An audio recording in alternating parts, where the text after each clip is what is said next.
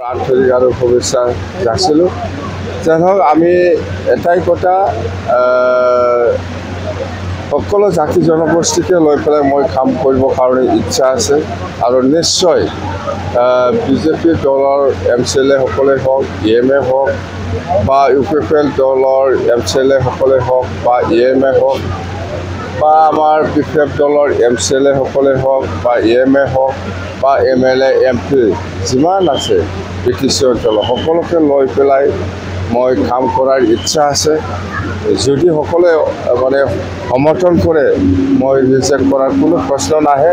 অৰ্থাৎ আমাৰ স্বাৰ্থটো হ'ল BTC উন্নয়ন হ'ব লাগে। BTC উন্নয়নৰ স্বাৰ্থত মানে যিকোনো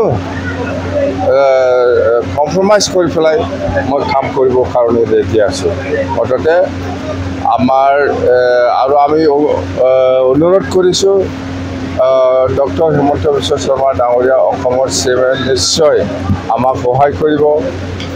BTC সকলো জাতি জনগোষ্ঠীৰ উন্নয়নৰ স্বাৰ্থত নিশ্চয় আমাক কাম কৰিবলৈ সুবিধা দিব আৰু অসমৰ যিমান কেবিনেট মন্ত্ৰীসকল আছে চবে নিশ্চয় আমাক সহায় কৰিব, এইটো মই কামনা কৰিছোঁ।